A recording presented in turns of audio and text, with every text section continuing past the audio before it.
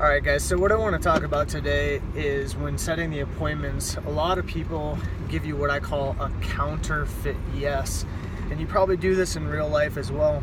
Somebody asks you to do something, let's say maybe go to their party, and rather than tell them no, and maybe get into some sort of back and forth that you don't want to get into, you just say, oh yeah, sure, I'll definitely come to your party. And then it just leaves it at that, and you still have an out, right? You don't have to technically go to this party. You just simply wanted to not have to deal with the fact that they might give you a hard time about not coming to their party, maybe some peer pressure, whatnot. And so you give them what I call the counterfeit yes. Well, the same thing goes when you're setting appointments, right? These people are on the phone with you, and really the only objections they can really come up with, we've probably come up with pretty good rebuttals to those answers. So they object, you rebuttal, they object, you rebuttal, and then sometimes they set the appointment with you. And so you need to realize, based on tonality of their voice if they're serious, but also the language that they're using. So could, should, maybe,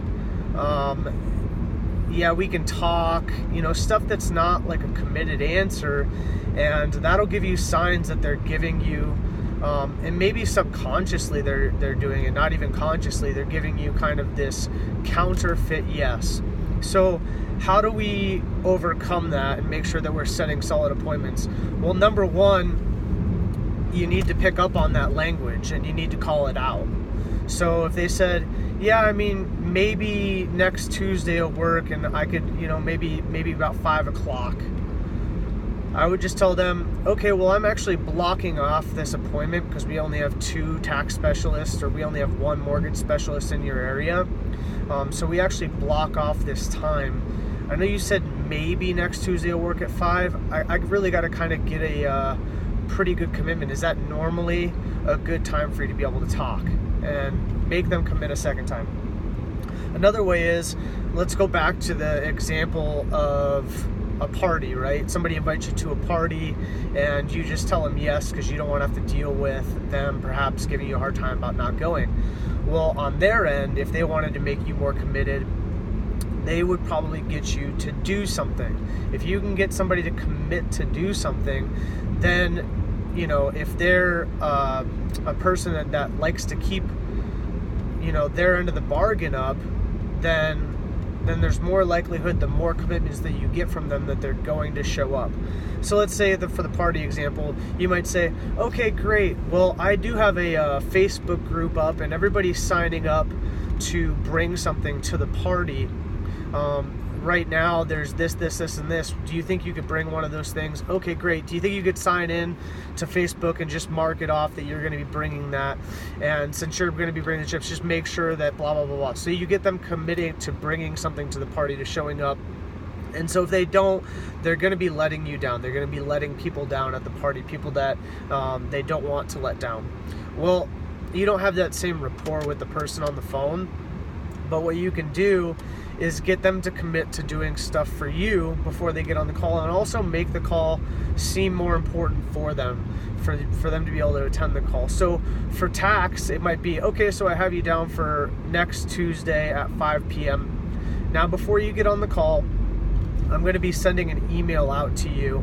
That way you can do your due diligence on us before the actual call, and you can also be prepared for the call on what you need to have available so that we can make sure that you do qualify for these credits, and if you do, how much you qualify for.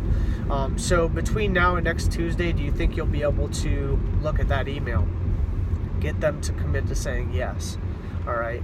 The next thing I would do is say, okay, so what they're going to want you to have there is the actual total purchase price of your system, and if you're financing the system, what the financing terms are, the interest rates, etc., because that's how they're going to know if you can write off the interest and how much you can actually get back in these tax credits. Do you have that paperwork available, or do you know where it is? Get a yes, and then, okay, great. Any reason that you wouldn't have that available for the Tuesday call? No, okay, great. So you got them to commit to doing something. much more likely that they are going to pick up for that appointment, and that they're also going to be prepared for that appointment.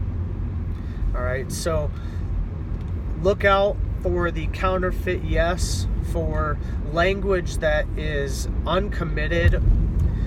So you want to make sure that you're listening intently to what they're saying and how they're saying it. Okay, that's the most important part also, is just the tonality of how they're saying stuff.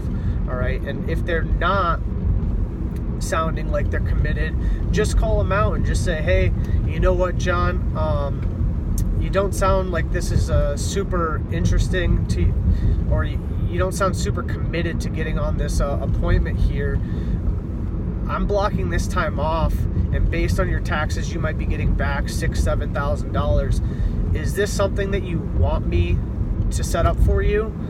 If not a big deal. I just want to make sure that you're serious about this, and then be quiet and let them commit themselves.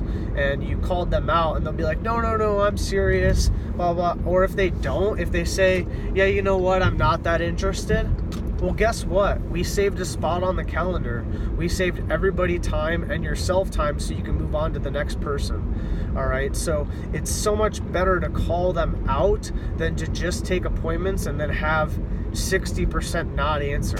All right, we're wasting our time, you're wasting your time. And by calling them out, it makes you seem like that they need this appointment more than you do. And for that reason alone, they're more likely to want to have that appointment and think it's more valuable than you trying to get them on the phone with us for us to make a sale for you. All right, so that's the lesson for today. Look out for those uncommitted language and the counterfeit yes.